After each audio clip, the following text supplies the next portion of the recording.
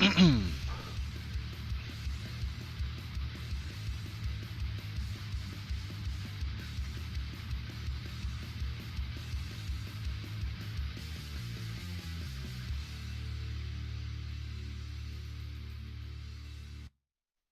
right, fancy, not quite fancy opener doodad, because you know you gotta have one, right? I don't know if anybody's actually on here yet. Can't tell. That's the only thing that really bugs me. It's hard to tell sometimes if anybody's actually watching. Um, so really, the best I can hope for is if somebody is and they're just not chatting, putting up in the chat or whatever. I wish there was a thing that would say like, so and so's joined and watching, but I don't care. I'm gonna do my thing, and you're just gonna have to listen, and I'll have to repeat myself 40 times as the people come in and be like, "What are you doing?" Um, so, hey, Josh. Hey, wow, Mr. Allen, the hubcap himself. How have you been, dude? Long time no see. Um, so the discussion here is striking anvils, and I'm bringing it up mostly because um, I've had a few people in the last couple of weeks kind of pinging me and asking me questions about them. Um,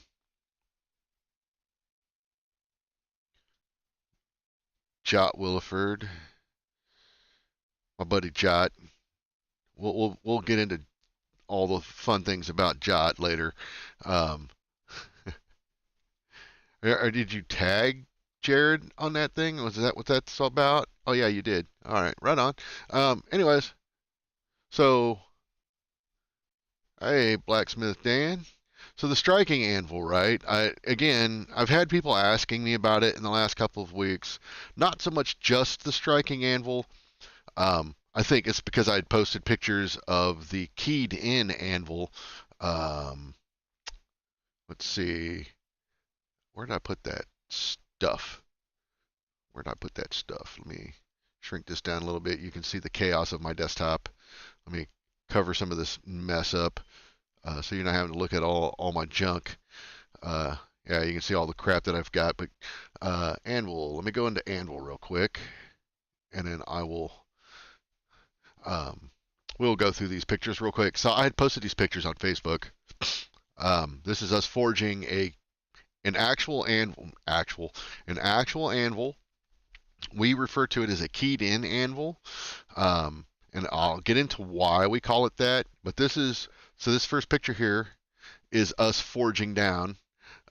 This is a 2-inch square bar, and we're forging the horn of the anvil down under my 250-pound power hammer using a tapering die. Now, you'll notice the taper on this is quite steep. In fact, I wish it was a little steeper. I wish it'd come up a little bit more.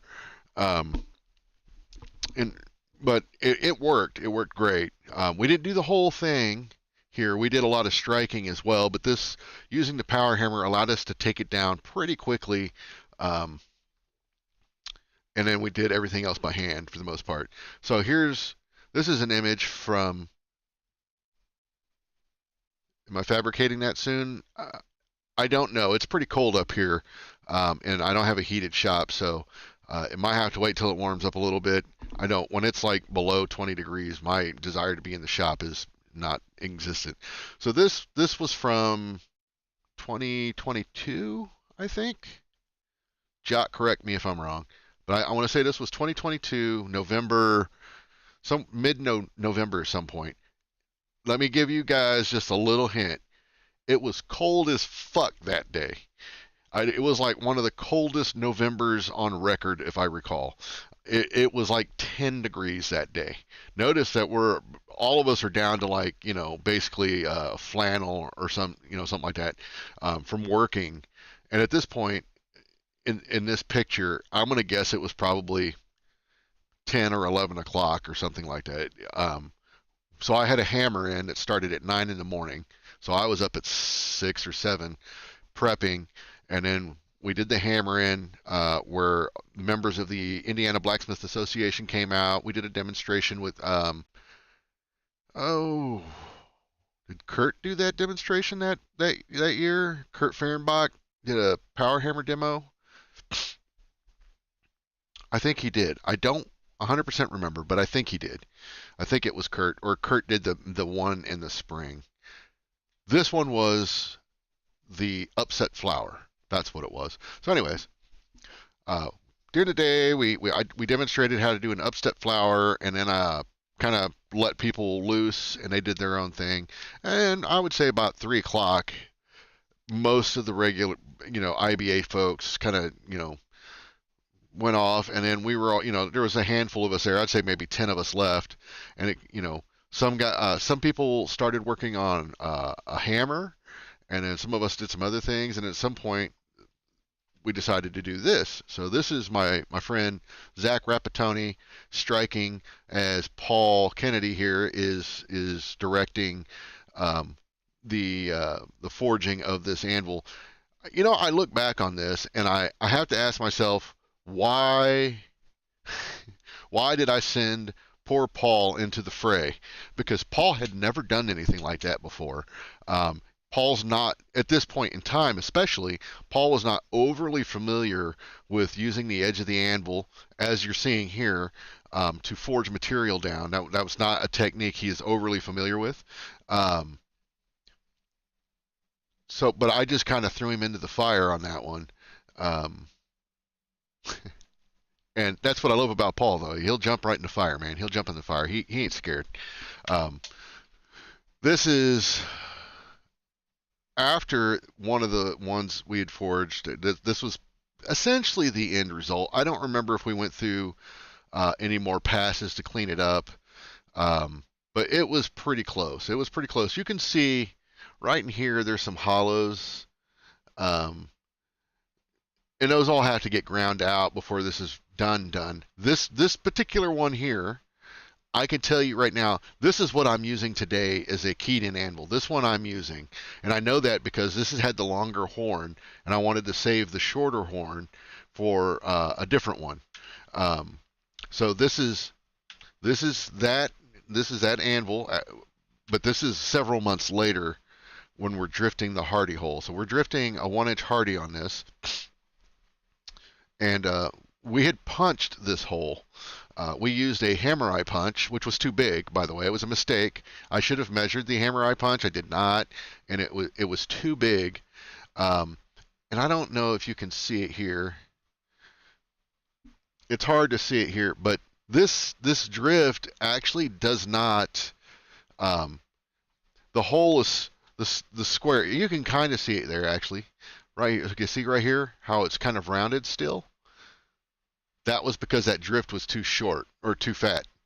So, or not the drift, the punch was too wide, and the drift wasn't able to make full contact there. So it's actually a little rounded. It works, but it could have been better had I just drilled it. If you drill these, if you like the swell here, which is what I liked, is why we punched it. If you like this swell, punch it round with a 3/4 inch punch would probably be your best bet. But if you're going to drill it 3/4 of an inch. If you don't care about the swell too much, drill it to 13/16. You'll get a more dramatic swell with a 3/4 inch hole versus a 13/16 hole. It's still not going to be as dramatic as this is, though. If you want it to be that dramatic, you would probably need to drill it under maybe 5/8, and that's going to take a lot more work. I wouldn't recommend it, but it can be done. So, I don't know. A slot punch, a smaller slot punch, hammer eye punch, that's not as wide, or as wide as the ones that we used, would have been better. Because I'm pretty sure that when we punched this, the slot that it left was close to 1 inch. I mean, it was close. If it wasn't 1 inch, I would say it was at least 7/8 or even 15/16. So and we know drilling 15/16 is too big. So if you're going to drill it 3/4 of an inch or 13/16, don't go over that. Um, and then here it is. This is me prepping to weld it. So at this point, I'm just trying to position it where I want it, and then what happens is I mark it, and then I'll chamfer these edges really heavily. Um, Probably not quite a 1/4 inch, but not not a 1/2 inch either. That's way too much. But kind of like maybe a little over a 1/4 of an inch on both this piece and the anvil top itself.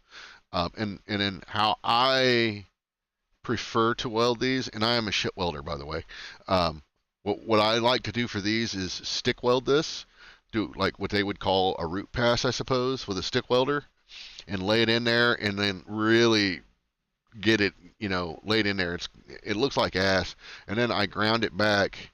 And I don't remember if I fully stick welded this one or if I went back with the MIG welder after, but so that's it again. I don't remember. This is way after. This is the shorter horn. So this is the one I'm saving for my existing new striking anvil setup. So this is the one I'd like to get this one done before Quad State this year. So this is the one you'll probably see if you come to Quad State. This is the weld after I'd finished it up.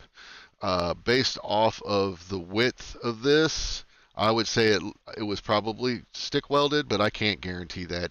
It looks like there's some flux right in there, but I don't know. I can't tell. I mean, I bet you if Jot's still around, he'd be like, oh, that was a MIG weld, you dumbass. I don't remember, but I prefer to stick weld that root pass first. It just seems to work better. You just put a tack on each corner, and then I just come back and run a line down in that chamfered the well. This is me draw filing it. I did take a grinding stone to the top first, and then proceeded to draw file this. And then after this, I hit it with a well used like 120 grit or 120 or 220, 240, so whatever the next one up is.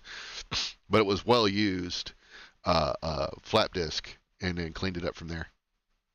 And then this is still draw file. You can see the file marks in there, but that's it after I pretty much got done draw filing it, and then I hit the radiuses on the edges.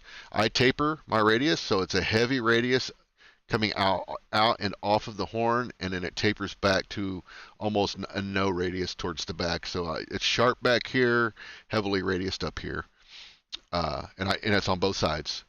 That's just the way I was taught to dress an anvil, and I use both sides of the anvil, both edges. So I know a lot of people that will only do it like on one side or the other. I do both. You do you. I'm not going to tell you what's right or wrong. I will tell you if you forge over the edge a lot, especially for drawing down, you'll definitely want a heavy radius for that. To try to do that on a sharp edge, you're just going to introduce cold shuts, and it's just not going to be good. However, doing decorative set downs and things like that, you want these sharper edges. Like the horse heads and stuff, I typically do those back in here. Tongs, I'll do a little less aggressive, a little less sharp, but I don't start here. I'll start back here and then kind of work up depending on where I'm working. But this section right here, this first 2 inches, is usually where I do the most heavy drawing out. I don't do a lot of set downs there. But that's how that one is set up. And then I think we're back to no, this one was the recent one. So this one was a couple of weekends ago. This will be Corbin's. I'm gonna butcher his. I can't remember if I think it's Kadinger. So Corbin Kadinger, Coyote Iron Company on Instagram. He's oh shit, I think he's 17 now. Young man. He's a good worker when you can keep him on task. He's just like any other teenager, though. He's all over the place. But I mean, He has got it. He's getting it. He's understanding it. Um, and yeah. Noah, our 12-year-old member of the crew, Noah Hickman, he is. I, okay. It's a strange dichotomy, right?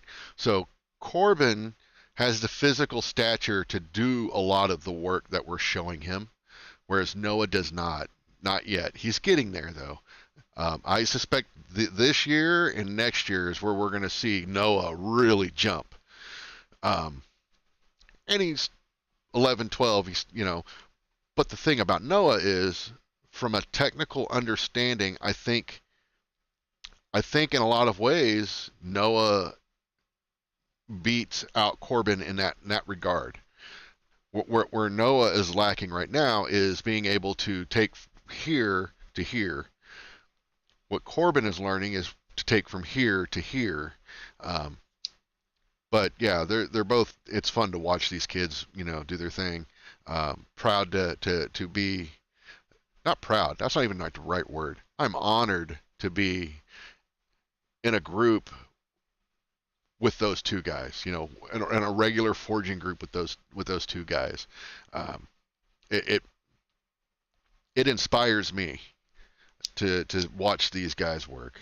Um, and it's nice to be able to, you know, teach them things too as we go. To be honest, I feel like I've probably shown Corbin more stuff than I've shown Noah, and there's a reason for that. And I don't want to get into it too much, but mostly I'm letting Noah do his thing with his group, and Kurt Fehrenbach has taken to him quite a bit. So I don't want to confuse the way Kurt forges and the way I forge are pretty different in a lot of ways. Our approaches are very different. So I don't ever want to get in the way of that. If that makes any sense, I don't want to confuse him. There's been grown men that have, and I have not taught these guys how to do any of this stuff, but there's been grown men that have tried to replicate either how I forge, or they've watched a video of Brian Brazil and tried to replicate that in the forge, but they don't fully understand what it is they're doing, and that has created some tension. So the last thing I want to do is do that between Noah and Kurt. I don't want to introduce that element there. A grown ass men should know better.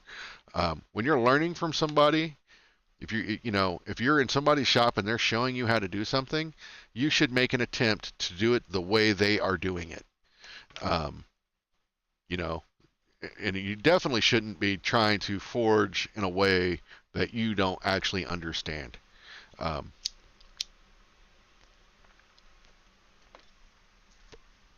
but yeah, so back to the keyed in or the striking anvil. So that's what led to this, right? So in order to talk about the keyed in anvil, you really need to have an understanding of the striking anvil, because it's a system that works together.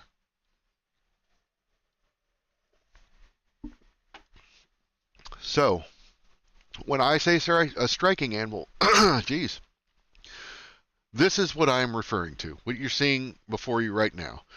This is a striking anvil. When I say striking anvil, this is what I am talking about. From foot to face, that is about 24 inches. You can change those dimensions to fit your shop and your needs, but the standard, if we were to say that there is a standard, the Brian Brazil standard is 24 inches from foot to face. There's a reason for that. There's a reason it's so short. We'll get into that, but that's the quote unquote standard. While we're talking about standards, there should be a base plate that the striking anvil is affixed to, welded onto. The base plate should be 12 by 16 and 3/4 of an inch thick. It can be thicker. I don't recommend going smaller.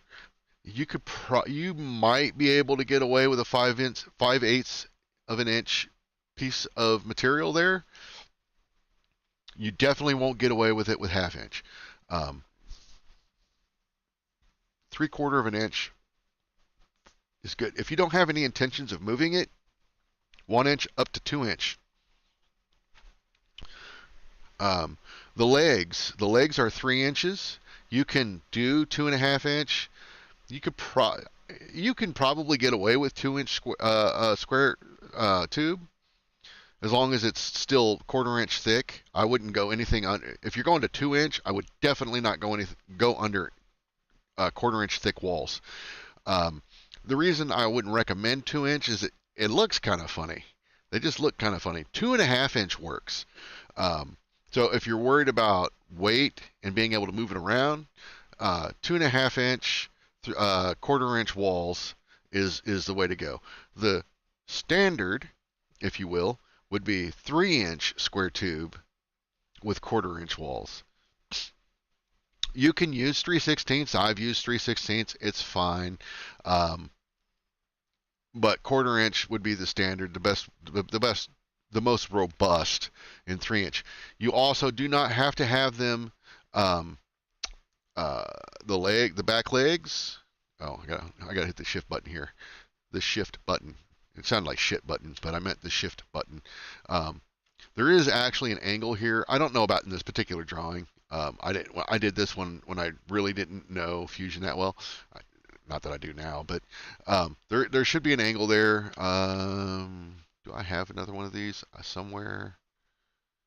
Let me see if I do. I think this is one I was working on. Yeah. So this is like, as far as the angle goes, this is a little bit exaggerated. This one looks a little bit more correct. I know I have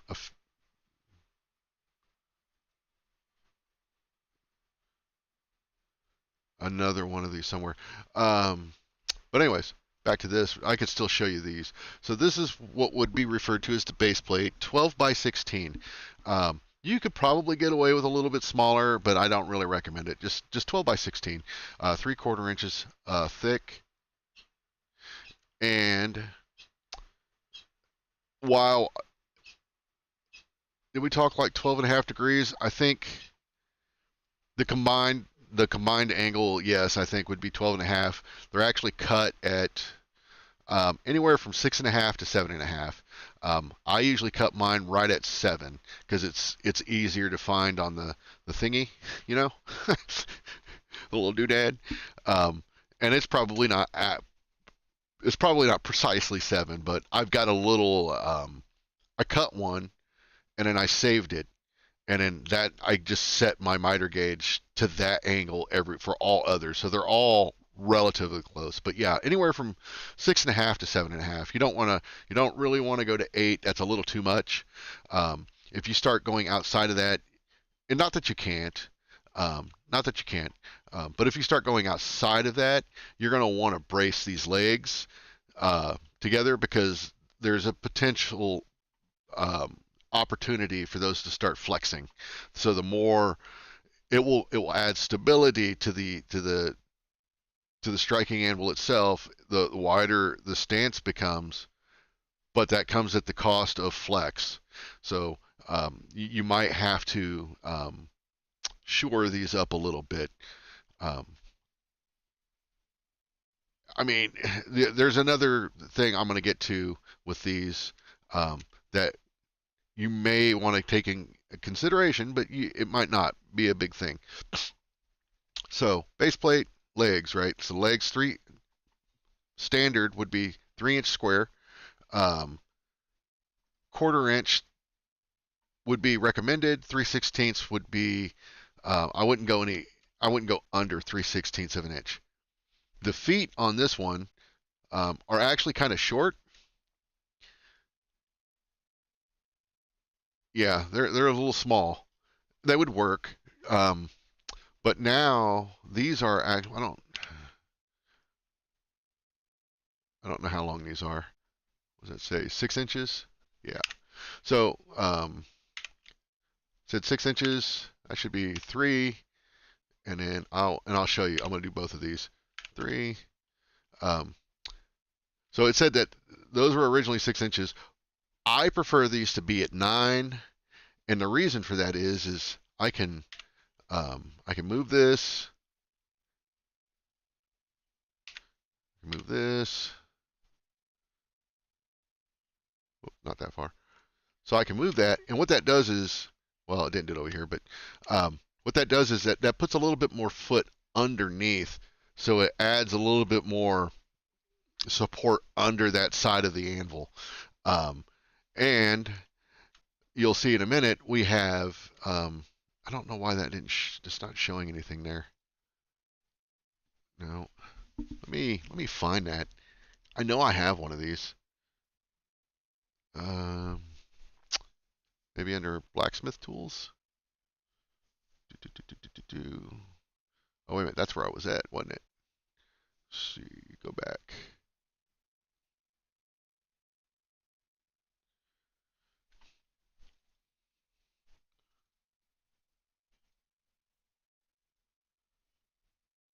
So this was what I've been working on recently. I've not finished this yet, but um, maybe I just never did it in Fusion, which is possible. Um, yeah, so we'll just stick with what we've been using. Um, so that's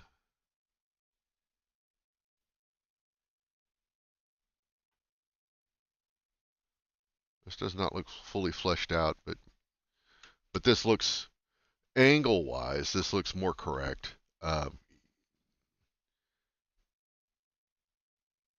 Yeah, I don't know. Can you inspect? Will that give you an angle? I don't know.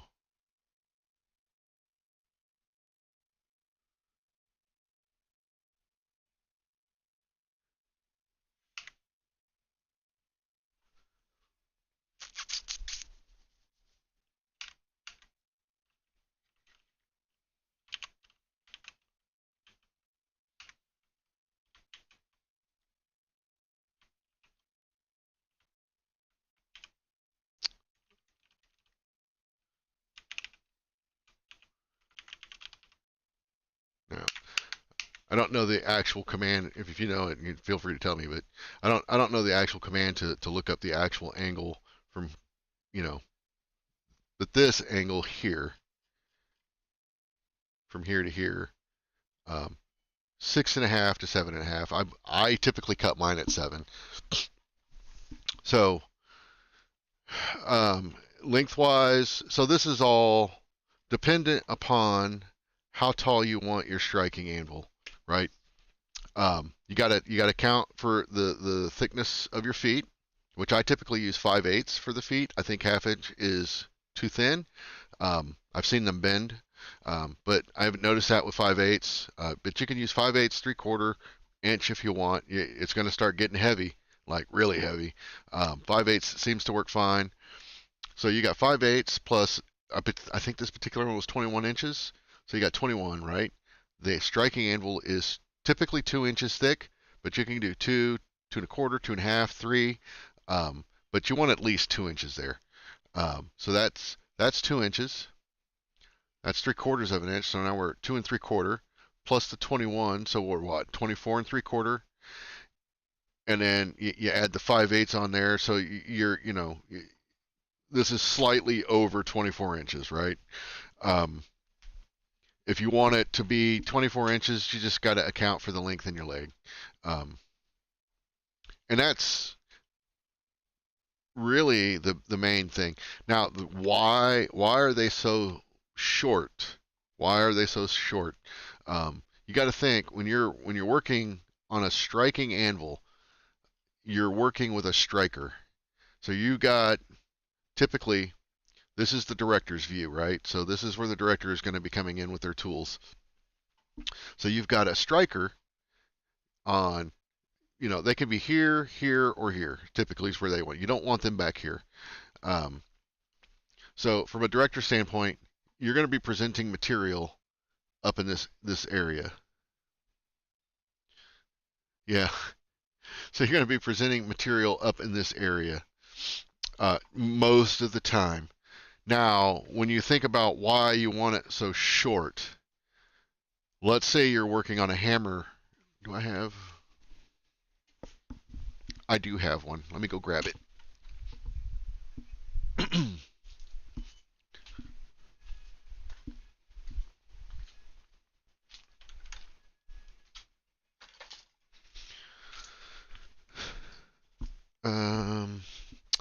Don't know how long, or I usually cut my hammer billets at 4.5 inches, so anywhere from 4 1/4 to 4.5. But just for the sake of just making it easy, let's just say that hammer billet's 4 inches, right? So you're forging your hammer, and now you've got a drift in here, and you're ready to release the drift. How we typically do that is this will go into a bottom tool called a cupping tool. I don't know how well you can see this. So this will sit into a cupping tool.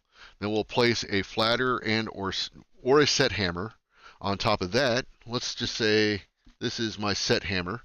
Now we're going to stack a set hammer on top of that. It's actually going to be closer to this tall. So now we've gone 4, let's say 7 inches, plus the cupping tool is another 8 inches.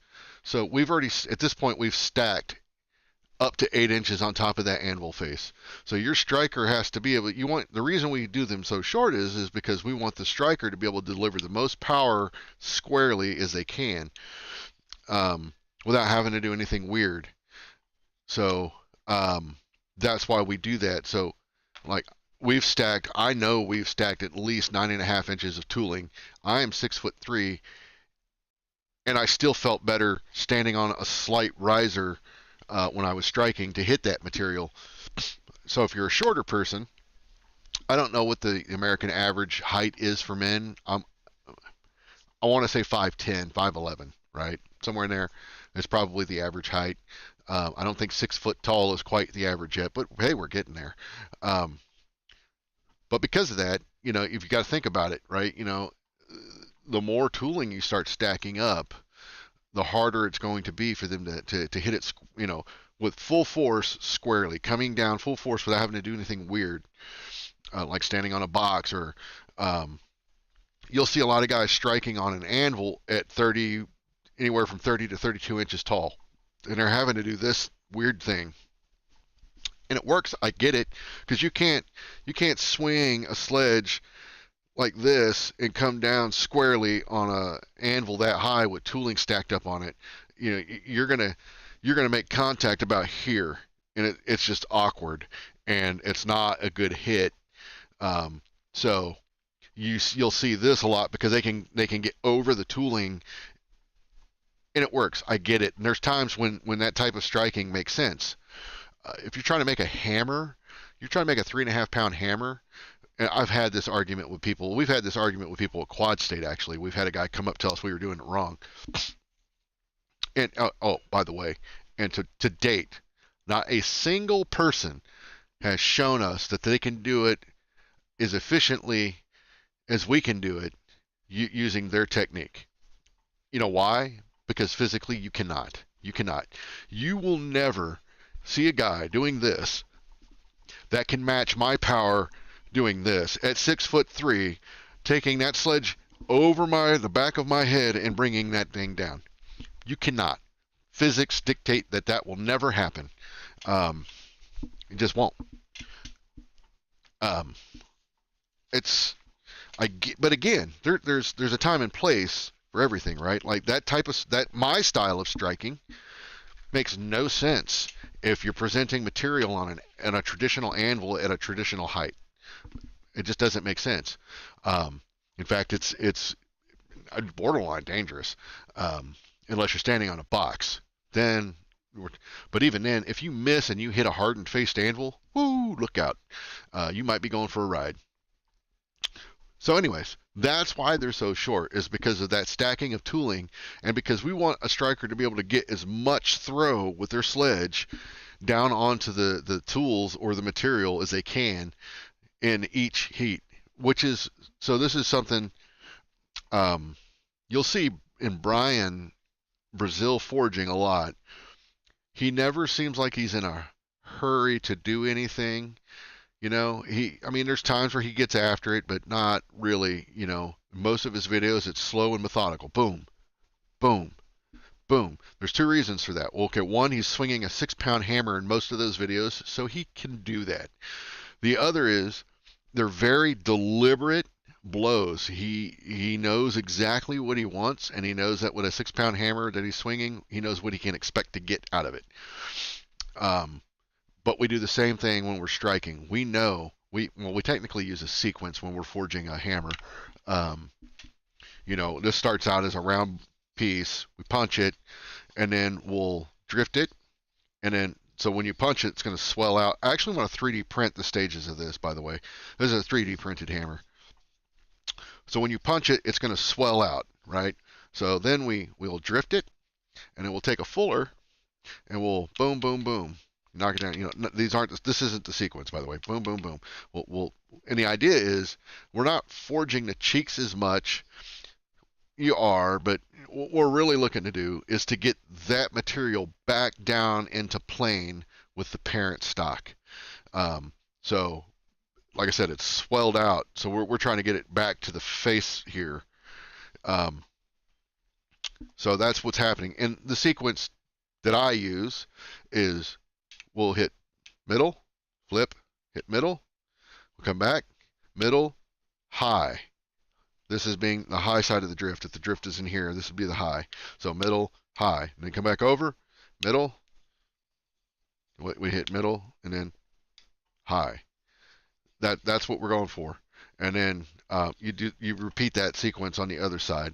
For the most part, it's a little different because you've hit the middle enough times. You don't really have to hit the middle as much. But we can get into that later. That's not for this. But what that does is that sets this material back down in plane with the original round bar for the most part. Then we come back in and we set in these trough lines, right? Bum, bum, bum. And then what that does, this is too long, obviously, but what that does is that opens this part up to allow us to get in there with a fuller and forge the cheeks down. If this couldn't fit in between there, right? You're trying to forge the cheeks out. You're forging all of that out. You'll never efficiently get this below the faces, and it will never look good. So we'll do that. Same thing on this side, and then we'll flip it over. Blah blah blah. Do the things. But when you're stacking this in that cupping tool with a set hammer or flatter on top of this, that's going to be anywhere from 5, 8. So anywhere from 8.5. It's going to be 8.5 to 10 inches of tooling and material stacked in there. Yeah, it's a cheek spreader for sure. And the repercussions of stacking that is if you're at 24 inches and you stack 10 inches of material there, well, guess what? Your striker's effectively striking at something that's 34 inches tall. So for me, I would almost be better off standing on a box or something to boost me up a little bit. I don't typically have to do that very often, but I can definitely feel the difference when I do. I have a bolster thing that I'll take. It's mostly for the younger guys or the shorter guys. But sometimes I'll stand on it and it's too tall. It puts me up too tall to where then, in order to hit nice and squarely as I bring it down and come down, I have to squat. And that really takes a toll on my legs. I did that a couple weekends ago, and the next day my legs were like, ugh. Actually, that day they were like, ugh.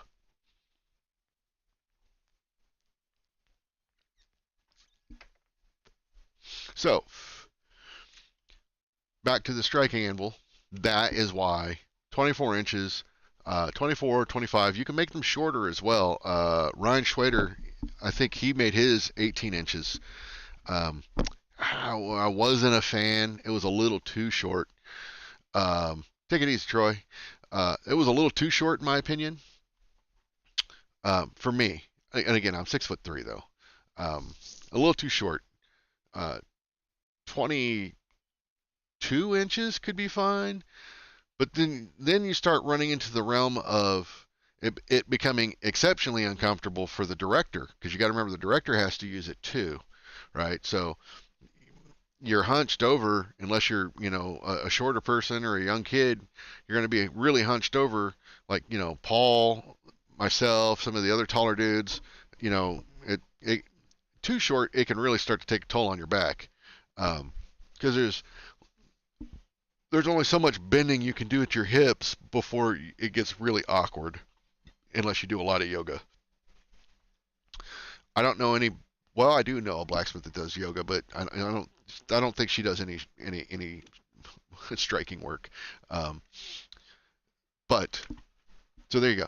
Anyway, so the length of the legs will also, you got to factor that in to your overall height, obviously.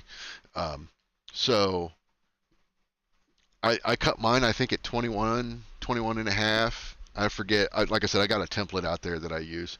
Um, 21, I think it's 21 and a half or 20 and a half. I forget. But regardless, you determine the length of your legs. This one is, in this drawing, is 21 inches, if I recall. From corner here, let's just go. Well, actually, it'd probably be more. Make more sense there. Where the hell did it put that mark? Yeah, scooch in here. Let's go from this corner to this corner. So this will be the longest. 21.213. So yeah, I'm gonna guess that was supposed to be 2.5, but anyways, um, so it's almost 21 and a quarter inch.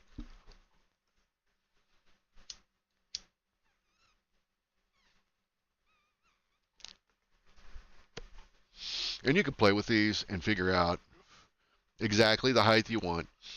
Um, so like if you go to 2.5 inches on your striking anvil, the anvil itself, right? You need to adjust for that on your legs, unless you don't mind it being a little higher. So, so then back to the feet, and like I said, this is not a great example. I'm just going to put a hole here for now. We'll say right there. Usually do 1/2 inch on the holes. So we'll do, that is not the hole. That's there it is. So we'll do a 1/2 inch hole there. What is it complaining about? It's not. Okay. So we usually put a 1/2 inch hole in these. 1/2 inch 5/8 is fine. We would prefer 1/2 inch. Usually drill to 5/8 just to allow for some movement if we need to. But these are typically drilled on a 20-inch equilateral pattern, equilateral triangle pattern. So when we're fabricating these and we put these together, the legs are typically welded on first. Then we'll put the feet on. We'll position this part of it. Whoops. We'll position this part of it on the feet, as we have the feet pinned to an equilateral triangle mounting pattern, 20-inch on my table. The pattern, this is a funny story. The pattern used to be 21 inches, if I recall. And then Brian decided he wanted it to be 20 inches. And the reason he wanted it to be 20 inches is because a tire hammer is 20 inch. It's a 20-inch hole spacing on the. So the idea is you could pull your tire hammer off and put your striking anvil in its place on the same bolts essentially, and use it that way. Nobody's going to do that, but whatever. 20 inches is fine. 21 inches is fine. Most of the guys I know are using the 20-inch pattern, so in theory, I can take one of my striking anvils to their shop, drop it on their mounting bolts, and it will fit, and I can just bolt it in and go. That is kind of the reason behind that. If you're not taking her out, put it however you want. What I would recommend is try to make all of your stands mount to the same pattern. That way you can pull one off and put something else in its place and it still just mounts there.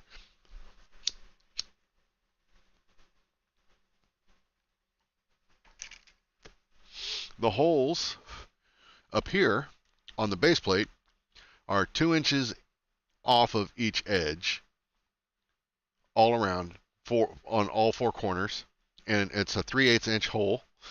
Serves 2 purposes. One, it allows you to fill the legs with sand. You can just take a soup can and cut both ends of it off, drop it on top of here, and then just start pouring sand in it, and it will run through it like an hourglass. And then you can fill these legs with sand. Doesn't take very long at all, as long as you're using dry sand. And then there's another hole in the center of the base plate, 2 inches off the edge, 3/8 diameter, and that is for the front leg. So you can fill that. And if you're using an 11-inch long anvil itself, once you put this up here, it's going to cover that hole. Not a big deal, but it does kind of suck because you'll never be able to fully fill this front leg. But you can get it full enough. The back legs, you can just keep filling them up. And I said the holes serve 2 purposes. So we take I want to say it's 30-inch rebar, 3/8 inch. You can use a little smaller too or whatever, but just some rebar, and then we bend it around and make the tool rack that drops it, and then it fits in these holes. And then if I go back to the pictures, I think there's one in here that shows it. Yeah, well, that doesn't show it very good. There we go. So this wraps around and then locks into that hole on that side, comes into this side. This is our tool rack. And then we put another piece here, and this acts as a hook for our brush or other things. And this also kind of acts as a shelf or a ledge on a shelf to keep, it helps keep things from bouncing off of here. Doesn't always work great, but it does, it's better than nothing. So that's why those holes are there. Now, when we talk about the keyed in anvil, this one. This is a split view of the riser block. Let me go back to the pictures and I'll just talk about that real quick. Was it this one? No. So this would be what I call a riser block, or the body of the keyed in anvil.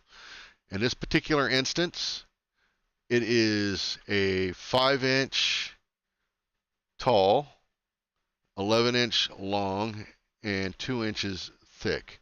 And the reason I picked that was because this anvil is 2 inches thick, and by welding this to a 2-inch piece, it should, in theory, be essentially square and flat from the edge of this anvil down to the striking anvil base. So I've got this much room to work with in terms of forging on both sides. And that's why I put such a heavy chamfer on these when I weld them. So I do that so I can grind the weld back, as you saw here, right? That's the quote-unquote final weld. And then, as you can see here, this is after it's been welded. I ground all that weld back, and it's clean through there. So the reason I picked 11 inches is I wanted full support of my anvil across the striking anvil as much as I could get. If it's too short or too long, as you're working up here, it can start deforming your material down here. And also, it's a good idea to put a radius on this bottom here, and then on this back bottom corner here as well, really around the whole thing. Put a radius around there so it's not digging into your striking anvil as you use it. And then let's go back to Fusion. So this is the cross section of that body, riser plate, whatever you want to call it. And then in that, I'm drilling a 1-inch hole right here. And I think this hole is 1.5 inches.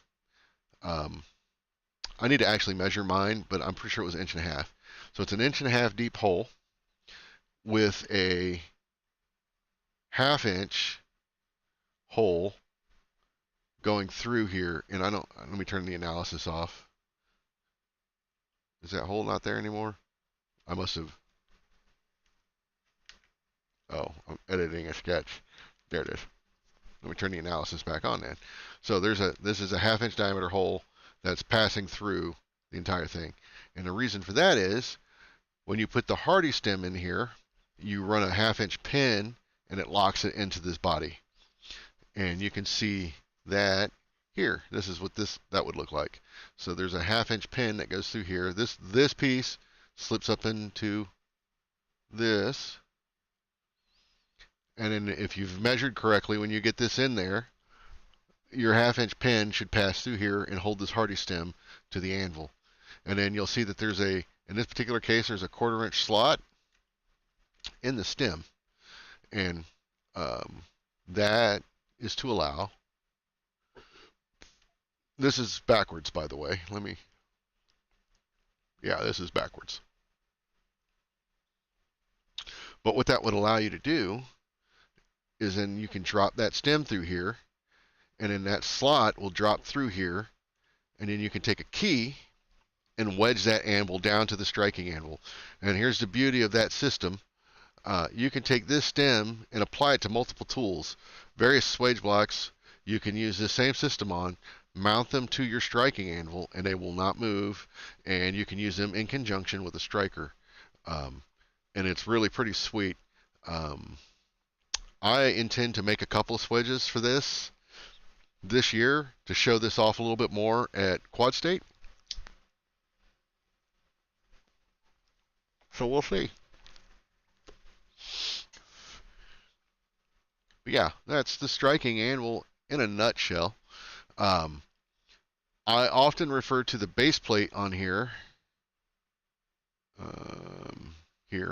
I often refer to this as the safety plate. And you want about 3 inches on each side. And the reason it's a safety plate is if your striker misses, they're likely to hit the plate first, catching that sledgehammer before it catches them. It also widens the stance of the legs, which these are straight, they should not be. Widens the stance of the legs.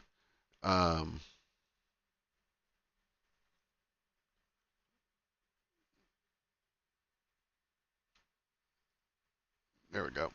So it widens the stance of the legs. Imagine if these were closer in, it would be a shorter stance, not nearly as stable. I've never seen one of these style get knocked over before. I have seen the skinnier ones get knocked over before, even when they were staked to the ground. When you start getting on weird, strange angles and you're coming at it at an angle, people don't always come down on the angle, they're swinging at an angle, so it's coming in with a sideways force, and I've seen one get knocked over doing that. So it can happen. So that's why we do that. We don't do just the plate, or just the striking anvil, the anvil itself, and then weld legs to it. Because I mean, you got to think. Look how short that would be. That would be short. So, anyways, there's that.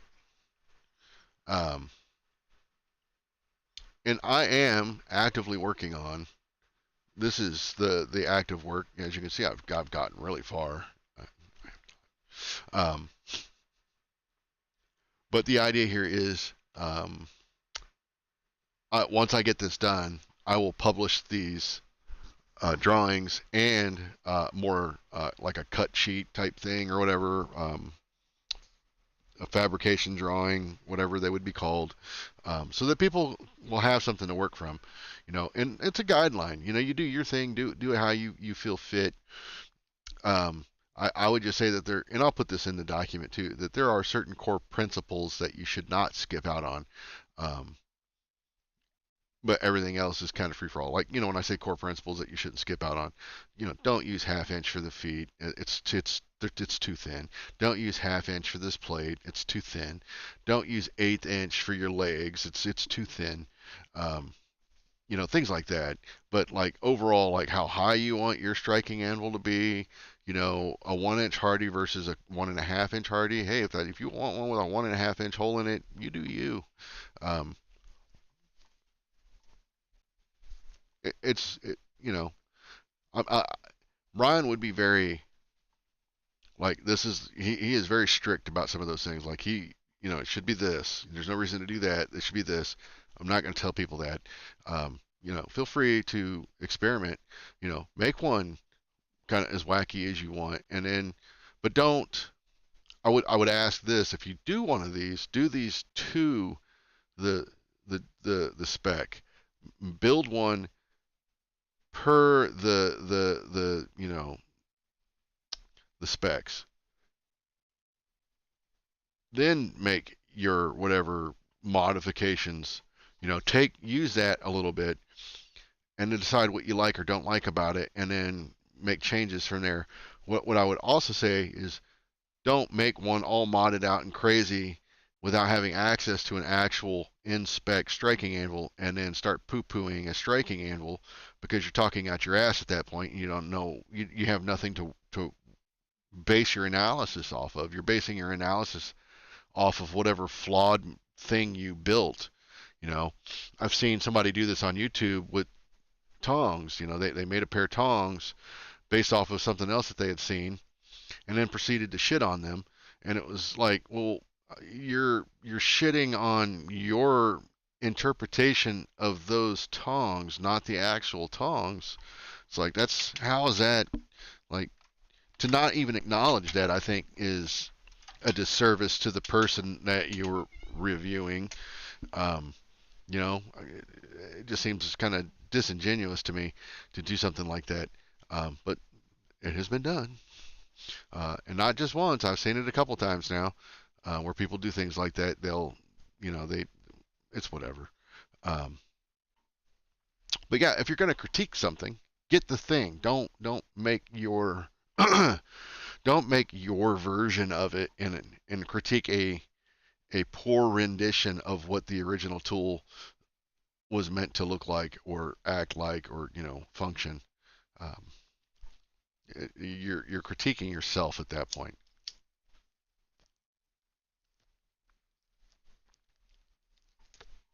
You also got to keep in mind that these striking anvils were developed with a couple of things in mind, right? Like one was the striking itself.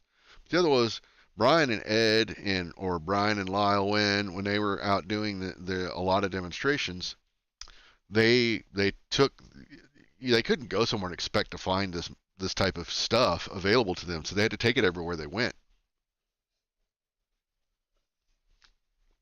So a lot of the material choice was based around what can we what can handle the abuse and what can we comfortably move around. So there's room to um, really beef these up if you really want to. You just got to be aware that you might not be able to move it by yourself. Um, and then your friends are going to get sick of you bringing the damn thing around because you always have to get them to help you to move it. I can tell you from experience, I've built one of these with a 1 inch base plate and 1 inch feet. Um, and that thing is, Jennifer Petrilla now has it, but that thing is a beast. It it feels like, I don't think it is, but it feels like it's twice as heavy as the ones I use now. Um, that going from that base plate alone, a 1 inch versus a 3/4 inch, that's a lot of material. I would guess that's at least 10 pounds.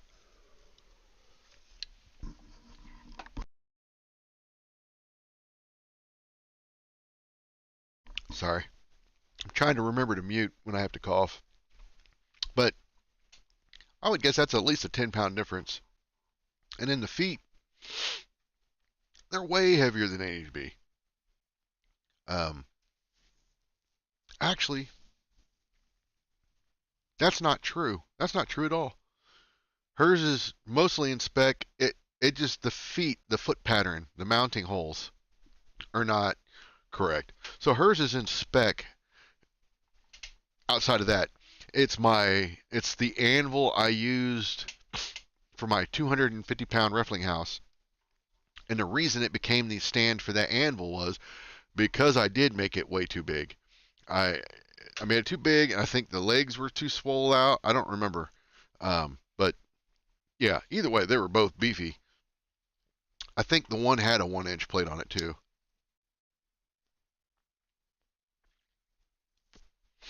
But you can make it as thick as you want. You just got to make sure you account for it when you go to do when you're building to a certain height. So you will have to adjust your leg height lengths to account for whatever you add elsewhere if you want to keep it at a specific height. So if you want to use a 1 inch base plate with a 3 inch anvil, you can definitely do that. Uh, it it's gonna be heavy. It's gonna be heavy. Uh, there's other things that you can do to save space. I think the guys, Andrew Larson and Mark Lang and Jonathan Pinkston maybe is using them. The 3 inch anvils, I think they're cutting them down to 10 inch lengths instead of 12 or 11 inch. Um, well, no, they should be 12. But 15-pound difference between 3/4 and 1 inch. Yeah, so I knew it was pretty significant. And when you're already carrying something that weighs like 50 pounds, it's like, well, wow. I don't know that weighs 50 pounds, but striking anvil, like, I mean, when you start increasing thicknesses, I mean, especially on a wide surface area like that, you don't think about it, and then you got to pick the damn thing up. It's like, whoa.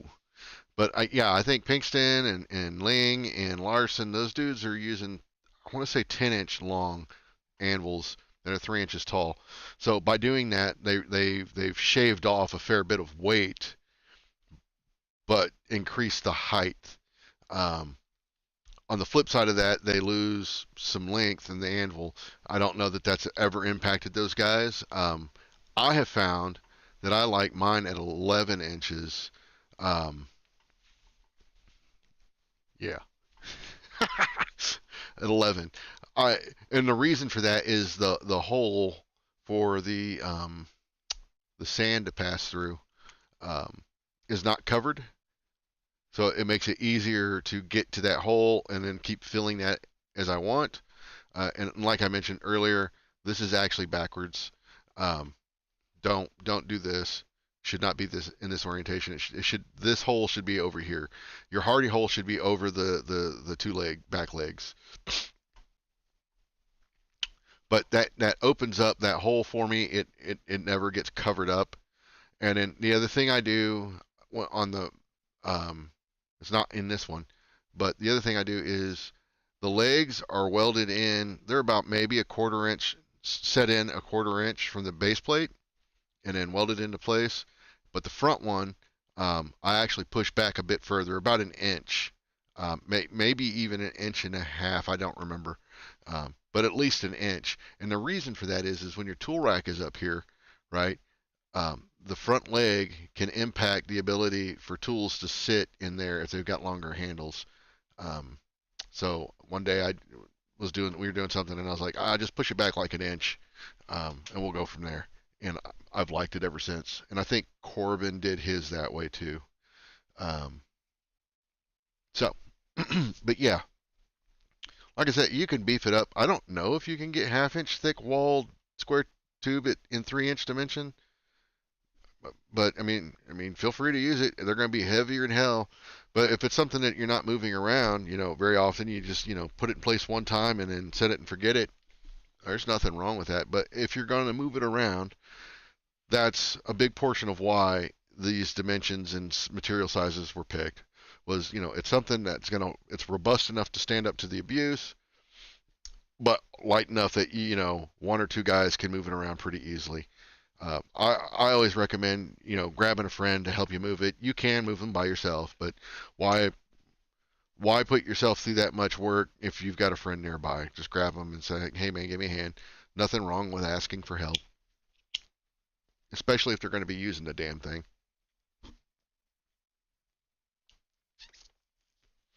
And then like I said, for the strike or the keyed in anvil, I do not have one of those here.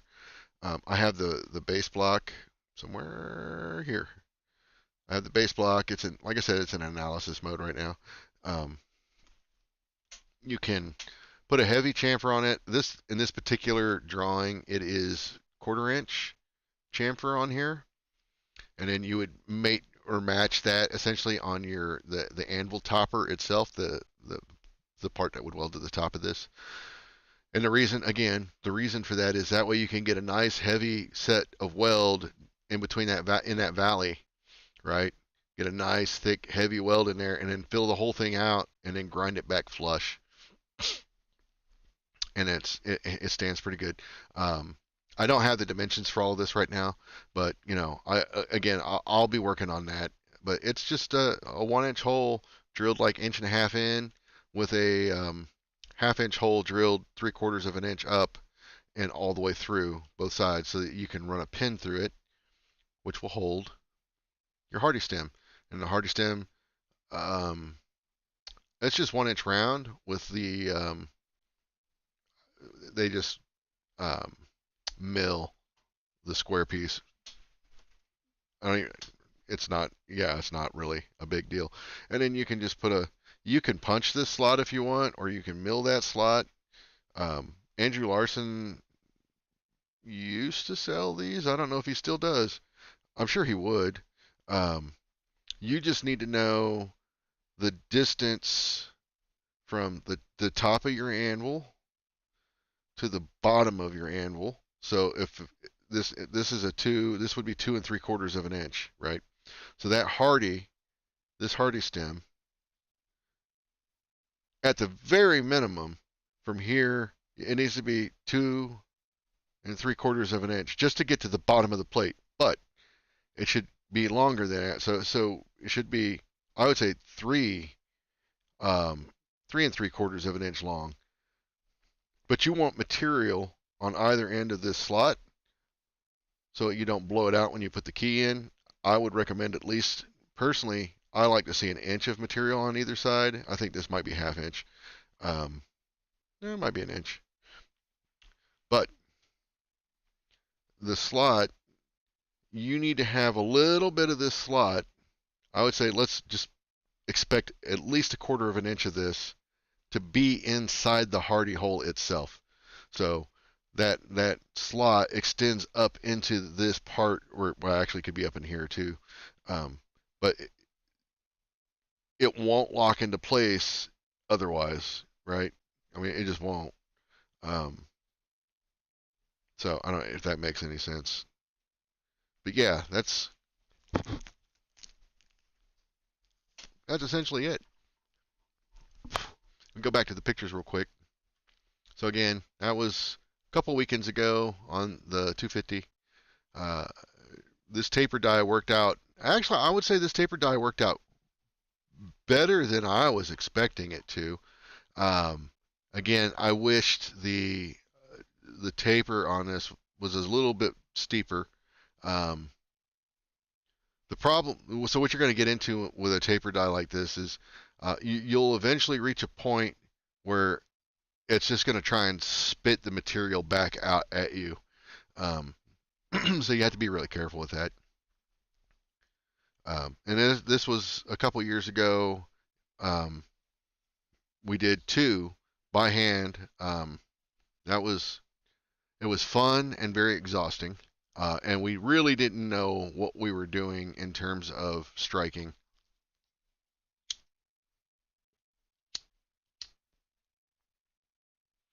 The cigar doesn't want to stay lit. But we got it done. We got it done. So this is one of them. This was the longer horned version. And then as we go through, this is when we punched and drifted it. That longhorn version. What we've since discovered, this is something to talk about. What we've since discovered in doing this, holding on to this was a pain in the ass. So, it's easier, honestly, if you were to do one of these, what I would recommend is punching and drifting or drilling and drifting the hardy first, and then forging your horn. Um, and I say that because you'll have something to hold on to. This is a two-man operation, in my opinion, anyways. So if you know you have to have two guys to do this, two guys in a longer bar can do the same thing, but they can forge two of these at once. Well, not really at once, but you know what I'm saying. You can do two, um, and then what you would do is you could then um, drill and drift or punch and drift the hardies. You'll have to do some measuring to do that, and then do that. Now you still have something to hold on to, way more than trying to hold a big tapered horn with a pair of tongs. Um, and then you can do that, and then separate them, and then clean them up from there. Um, the other option would be is if you separate this weld a handle to this back end, but you'll have to cut it off and grind it later. Um, it's not a big deal though. And then set it up on your riser block, your body, and determine where it needs to be welded. Mark it out. That way, when you go to set this block back up there, you know where it's at. If you can preheat this, both of these pieces, I would highly recommend it. You'll get a much better weld result that way. But what I didn't, I just dug in really hard with a stick welder, I believe. If I recall, I think I did that with a stick welder.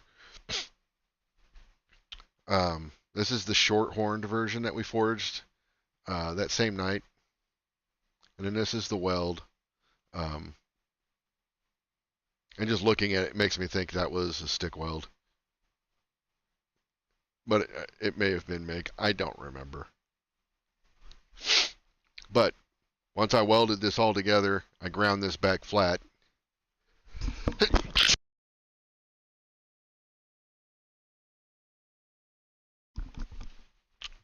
Almost didn't get all that. Almost blew you guys out. But yeah, as you can see, this is ground back now. And this is so if you've run into me at the IBA conference, if you ran into me in Johnstown, if you ran into me at a band or a Quad State, this is the anvil that was most likely mounted on my striking anvil. So you would have seen it in person. This was the one we did a couple weekends ago. This is Corbin's.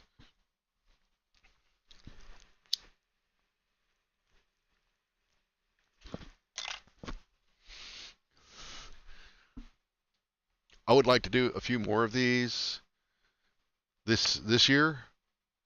I know my buddy Dan wants one. I don't know if Paul needs another one or just wants another one, but we could do that. I would like to have, personally, I'd like to have one for each one of my striking anvils, which means I need to have, well, 4. I need 4 more. So I think I have enough material to do 8. I need to double check that. I know I have enough material to do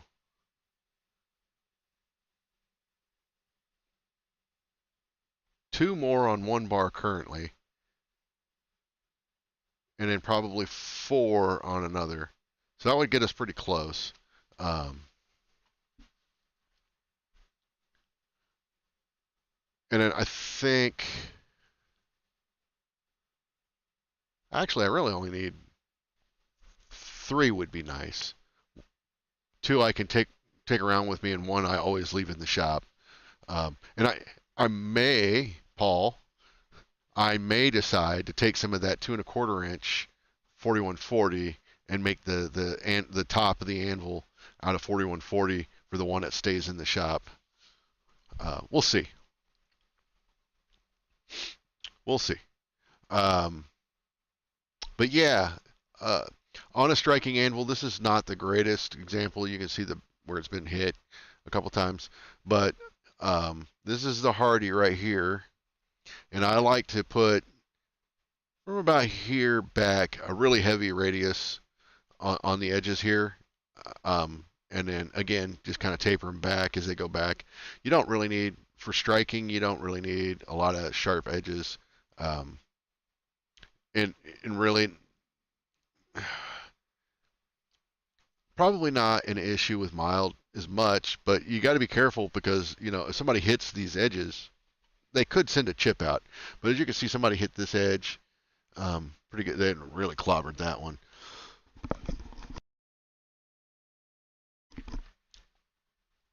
And that's why we use mild. Mostly because they're easy to fix. And if somebody hits these edges, there's a really low concern of sending a chip out to somebody. Imagine hitting this with a 14-pound sledgehammer at full speed and it sent a chip out. That would easily be a bullet flying through the audience if you were doing it in public, and that could kill somebody. So, big reason why we stick to mild for that. You can use 4140. I just don't recommend it. If you damage it, it's a lot more work to fix them, especially the hardy hole. How we typically fix a dinged up hardy hole, not all the time, but usually all we do is pass a drift through it cold, and that will be enough to clean it up. Sometimes they get dinged up bad enough that we got to take a file to it. But again, filing 4140 versus mild still is a big difference. Not that you can't file 4140, but it's a lot easier to file mild steel. You are not passing a drift cold through 4140, I doubt. Even hardened or not, I don't think that's going to work out well for you. And there's zero reason to harden this face. You do not need to harden this face. It's not even something you should be contemplating. Completely unrequired. Now, if you were to do a keyed in anvil, I mean, if you have the ability to do that, yeah, I mean, harden it. I would recommend if you had the intention of hardening it, I would recommend using 1045 versus 4140. But if you do decide to use 4140, do it in a large body of water and round off the edges, because that's where, if it's gonna, that can lead to a crack more quickly than rounded edges. And then what you can do is, and then just take it to a mill or a surface grinder, and then true up the face, and then get your sharp edges back.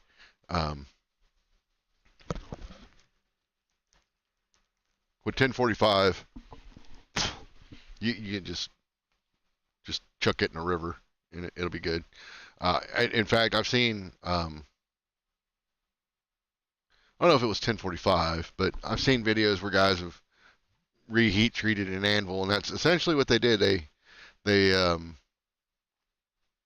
heated it up in a fire, essentially a fire pit.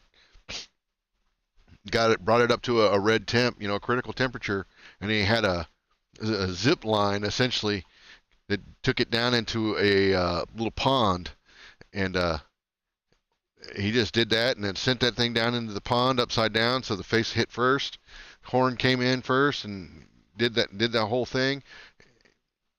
And I think for tempering it back, I think he set it back into the fire, on its feet, and then they just watched it and then pulled it out when it got to the temper that they were looking for. So it could be done. Well, it's funny. I'm looking at this picture, and I'm 99% certain that this is Corbin's hammer.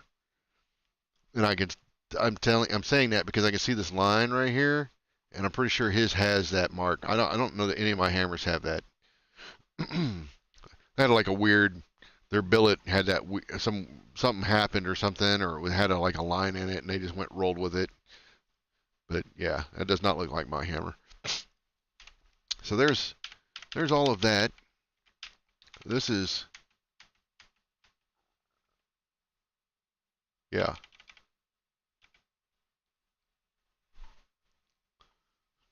So I don't know if that helped anybody. all three people that might be watching. But that's it, man. I mean, that's really the striking anvil is a fairly simple tool to make, and if you pair it with a keyed in anvil, you've got yourself a nice setup. It's inexpensive to build. It'll hold up well. The only thing it doesn't do well, if you stick with a mild anvil, is cold work, right? I mean, you're gonna mar it if you do cold work. So if you don't opt to harden or at least use 4140, then what I would recommend is making an anvil block that you can harden, and then you can do your cold work on an anvil block that sits in your hardy hole, and you're off to the races. Or another thing you could do is just make a block that drops onto this that is hardened, and you can use that way for cold work. What I love about this base, and I think Paul's seen me do this before too, I will use the base as an upsetting block all the time. I will use these holes for monkey tools. It's a 3/8 inch monkey tool, but I'll use this hole as a monkey tool. Hell, that's a good idea, honestly, is to around here somewhere add more holes. Just and I can use them for monkey tools.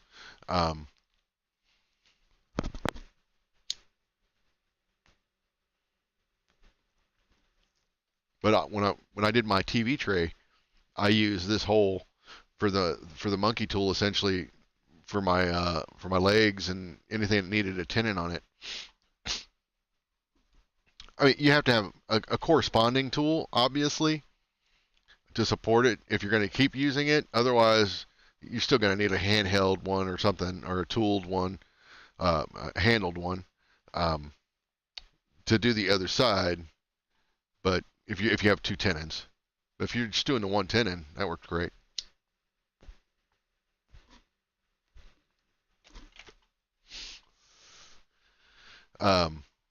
Because it's short enough for the most part to allow you to do that.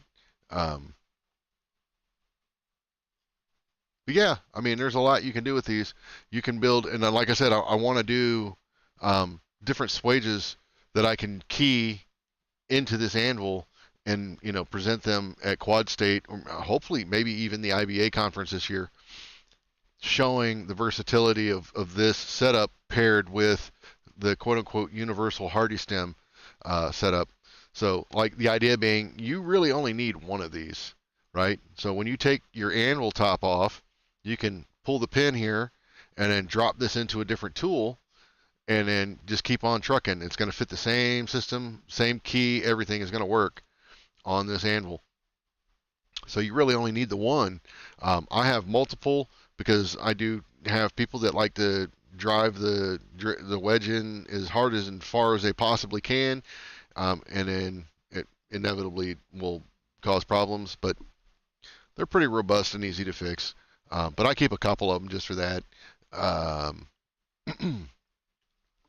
But it's nice to be able to just pull that half-inch pin out, drop your hardy out, slip it into another tool, pin it, drop it in, key it in, and you're off to the races. And so you don't technically have to key it, but if you, unless you like tools that wiggle around all the time, key it in there. I can't stand a jiggly hardy tool. I can't stand them. They just bug me. That's my own failing, though. I guess we never got a Jared on here. Jot. I don't know if Jot's even still around. I'm gonna guess he's not. I don't. It says there's 3 people on YouTube. I don't know who those 3 people might be. There was a person on Twitch. I don't know if they are still about. I don't know if I can I switch this thing? Let me go back here. Click on view. Click on this. Click on this. Oh, it's going to take me to the Twitch stream. I don't know that anybody's actually. No, there's nobody on Twitch watching anymore. But for the 3 YouTube people that are around, or 2 YouTube people that are still around, um, yeah, thanks for hanging out. Um, I'm going to try to do something like this once a week, a little bit more prepared. This was like an idea I just had when I came downstairs, and I was like, oh, that. Well, actually, it started with talking shit about bad bands, and then I moved to this because I felt bad talking shit about bands that other people might like.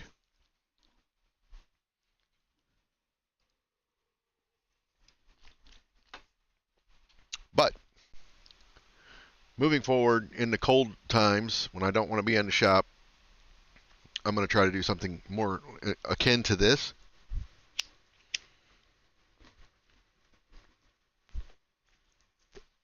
Which is funny. I don't think we're doing it for the same reasons, but I think Derek Melton is doing something similar now, where he's like showing 3D printing stuff and some other things. So you'll see some of that coming up on mine too. Derek and I are both. Derek is the one that turned me on to this, by the way. But Derek and I are both building a CNC plasma cutter. He found these really cool plans for a CNC plasma cutter that I intend to build myself. I need to start thinking about gathering up the material required for it. But I mean, it's a functional tool, and I've seen plenty of videos of guys that have built it, and it works. It works great, and it's relatively small, so it doesn't. Even if I decide not to take it apart, which I can, the legs will fold up, and you can kind of tuck it away somewhere. Even if I decide not to do that, it doesn't take up a lot of space. Granted, my table is going to be limited in size, but I don't have an intentions of like dropping a 4x8 sheet of steel up there and just cutting away. I know if I were selling blanks or something, that would be the most efficient way to go about it. But I don't have any intention of selling blanks for the most part. Um, Not that I wouldn't. My concern is I don't want it to turn into something that I feel the need to run full time, if that makes any sense, right? Like a few things is cool, but I don't want to do a bunch. But like um, bottle openers would be a great example. You know, to cut out, get a 2x2 sheet of steel, quarter-inch steel plate, throw it up there, and just however many bottle openers I can cut out from that would be cool, because then I could cut a bunch of them out for the state fair, and then when we go to do the state fair, I can just hand people those, and they can turn those into fully functional, fully forged at that point bottle openers, you know. So bottle openers, handles for things like spatulas and um, um, pans or whatever, that not things I don't actually forge right now, that kind of stuff, you know. So yeah. Anyways, I'm gonna call it because I do have to work tomorrow, so I better think about getting to bed. So I will catch you guys on the